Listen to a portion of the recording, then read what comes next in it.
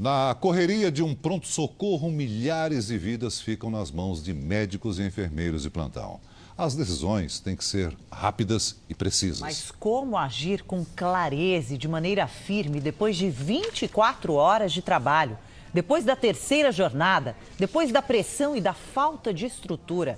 Nossos repórteres passaram dias e noites em hospitais públicos e particulares ao lado desses profissionais e em busca dessas respostas. É o que vamos ver a partir de agora na nossa nova série Emergência Médica, Vidas em Perigo, com Tatiana Chiari.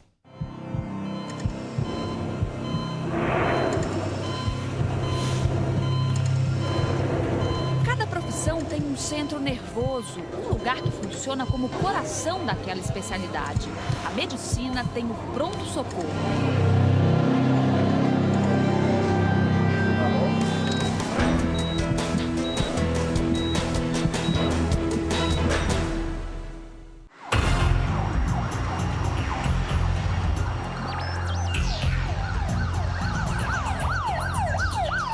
Sexta-feira, Hospital Mário Gatti, Campinas, interior de São Paulo.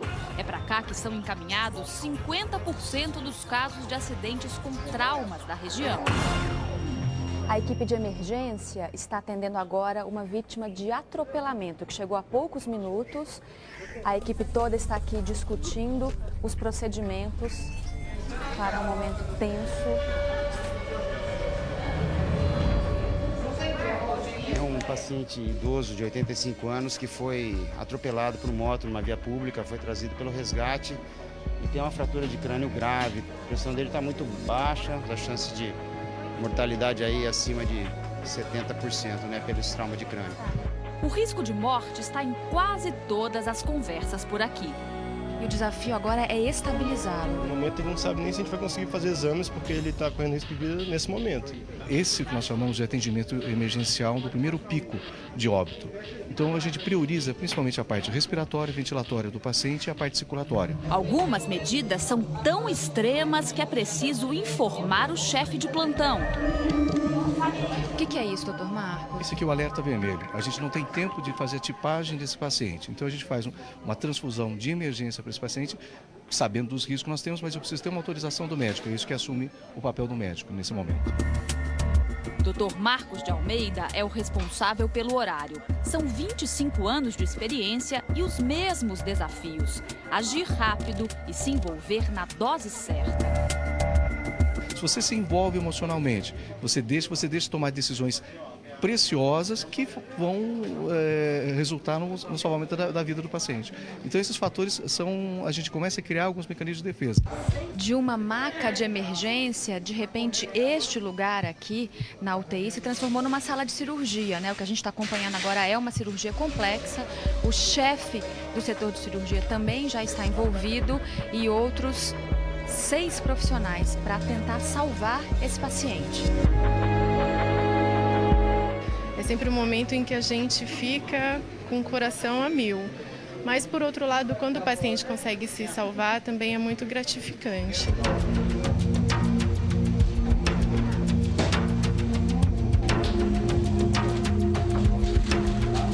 Esta é uma situação comum aqui, né, doutor? Desse lado a gente tem uma cirurgia acontecendo, né, um caso grave, aqui o outro paciente chegou, quer dizer, não tem hora. Não tem hora. Algumas vezes isso aqui é uma calmaria, fica um tempão sem nada, às vezes vazio, e de repente, que é o mais comum, é chegar várias urgências e emergências ao mesmo tempo. Nós vamos acompanhar agora um outro caso que aconteceu, uma paciente que chegou agora. Natália, o que aconteceu? Foi um politrauma, um acidente de moto, ela caiu, eu estava com capacete, estava na garupa da moto, provavelmente quebrou o braço e a perna com escoriações. Caso menos grave, então, felizmente. Aparentemente, sim, está consciente, orientada, comunicando, né? Na rotina do plantão médico, reconhecer a gravidade do quadro clínico é parte fundamental do trabalho. Independente do resultado de cada caso, o tempo aqui é curto para lamentações ou mesmo para alegrias. A gente faz de tudo, usa todos os tipos de equipamento, medicamento, mas tem uma hora que a gente não consegue. E aí a gente fica um pouco chateado, magoado, e daqui a pouco chega outro, a gente tem que enxugar as lágrimas e dar continuidade no atendimento. Ainda há esperança para esse paciente. Ele está sendo encaminhado agora para o centro cirúrgico. Ele vai passar por uma cirurgia neurológica e a equipe médica fará então o último esforço para tentar salvar a vida desse senhor.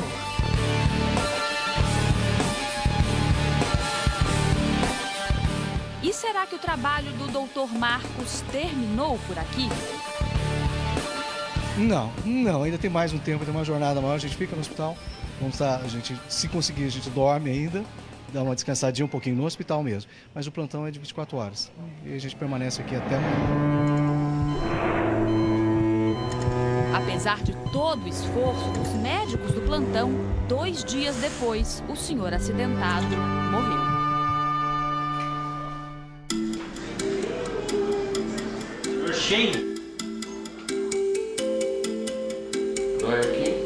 A distância que separa a realidade de hospitais públicos e privados é imensa no Brasil. Mas isso não muda a missão dos profissionais e muitas vezes não diminui a necessidade dos médicos de encarar jornadas duplas, triplas. Olá, tudo bem com a senhora, dona Catarina? Bem. Melhorou um pouquinho? Não, tá quase boa. Tá quase boa, né? Dr. Ricardo Monteiro é cirurgião geral e trabalha cerca de 120 horas por semana. Hoje é domingo e ele terminou um plantão de 12 horas em um hospital de São Paulo. No carro, é preciso atender o telefonema de uma paciente. Alô?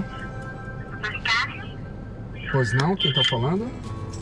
Ele está a caminho de casa, mas só de passagem. É o tempo de tomar um banho, trocar de roupa seguir para um novo turno, desta vez neste outro hospital da capital paulista. Nossa entrevista acontece depois de um dia e uma noite de trabalho. Você já veio de 2 plantões. Exatamente. Como é que o senhor está? Normal, né?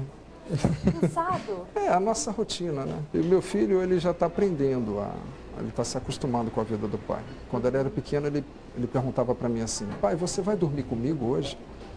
Eu falava: hoje eu não vou, filho. Eu falei: não, hoje eu vou. O médico nos apresenta o pronto-socorro e tenta explicar como o profissional pode manter um bom atendimento diante de jornadas tão extensas de trabalho.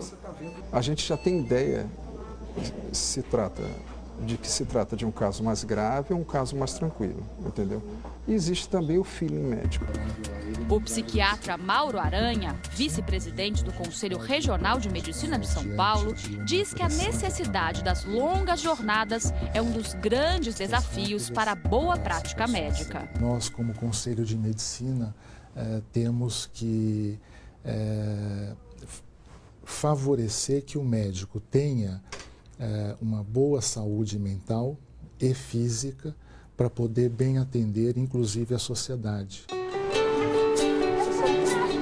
Dr. Ricardo se esforça também para dar conta de outras prioridades. Faz questão de buscar o filho na escola entre um compromisso e outro. Frequenta a academia do prédio pelo menos 3 vezes por semana e dedica todo o pouco tempo livre à família. A vida dele é bem complicada e a gente está junto já há 14 anos. Engraçado que no início ele falava assim: não, mas isso é o início, isso um dia vai melhorar. E eu tô acreditando até hoje. Com mais de 20 anos de experiência em pronto atendimento, o Dr. Miguel Moretti teve que aprender a cuidar do próprio coração, além de tratar o dos pacientes. Eu posso dizer, por exemplo, que num determinado momento do plantão a gente faz aquela paradinha estratégica. É aquela hora que a gente vai para o quarto, toma um café, senta um pouco, olha para a televisão, ou então você relaxa um pouco, respira, coloca a sua adrenalina no lugar e volta para o plantão.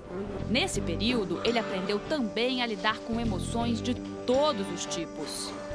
Nada supera a alegria e a emoção de você ver uma criança nascer. E nada supera a emoção de você perder um paciente numa cirurgia ou numa tentativa de reversão. Essas são emoções muito fortes, você lida com a vida humana. Dos casos tristes, Dr. Miguel prefere não se lembrar.